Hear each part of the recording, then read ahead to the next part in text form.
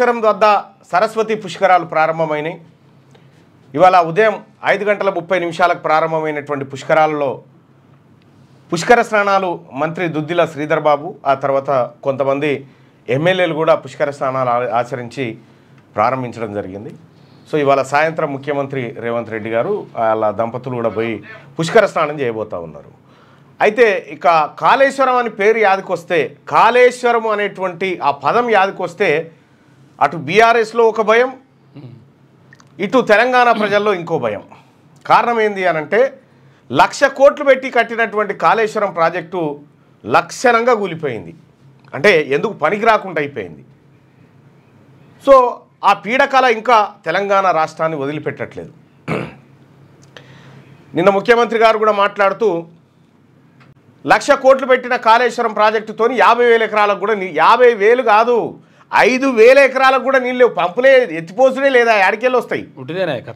వచ్చే నీళ్ళంతా ఎస్ఆర్ఎస్పి, ఎల్లంపల్లి, ఈ కాకతీయ కాల్వ, ఫ్లడ్ ఫ్లో కెనాలు ఇవే ఇక్కడి నుంచి వస్తాయి. కాబట్టి కాళేశ్వరం అనేది తెలంగాణ రాష్ట్రానికి, కాళేశ్వరం ప్రాజెక్ట్ అనేది తెలంగాణ రాష్ట్రానికి ఒక పీడకలగా మిగిలిపోయేటట్టుంది. దాని మీద కమిషన్ వేసిరు. ఆ ఎంక్వైరీ ఏం దాకా వచ్చిందో తెలియదు. అది ఎక్కడి వరకు వచ్చింది, మరి కేసీఆర్ను పిలుస్తారని చెప్పారు, హరీష్ రావును పిలుస్తారని చెప్పారు, వాళ్ళని పిలవలే, వీళ్ళని పిలవలే, ఎక్కడిదక్కడ అట్లా పడి ఉంది. మరి ఇక అదే కాళేశ్వరం దగ్గర త్రివేణి సంగమం దగ్గర పుష్కరాలు జరగబోతా ఉన్నాయి. ఆ పుష్కర స్నానాలు ఆచరించడానికి చాలా మంది పోతా ఉన్నారు. మీ పిల్లలు ఐఐటి ఎంసెట్ లాంటి కాంపిటేటివ్ ఎగ్జామ్స్ కి ప్రిపేర్ అవుతున్నారా? జాబ్స్ కోసం చేసే ప్రయత్నంలో విఫలమవుతున్నారా? ఇంగ్లీష్ పై పట్టు సాధించలేక పోటీ ప్రపంచంలో వెనుకబడుతున్నారా? స్టేట్ సిలబస్ అయినా సెంట్రల్ సిలబస్ అయినా అన్ని సబ్జెక్టులు ఇప్పుడు ఒక్క క్లిక్ లో.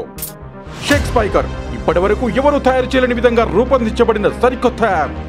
ఇప్పుడే షేక్ స్పైకర్ యాప్ ని ప్లే స్టోర్ నుండి డౌన్లోడ్ చేసుకోండి. కేవలం 1000 రూపాయలకే 7 ఏళ్ల పాటు సబ్స్క్రిప్షన్ పొందండి.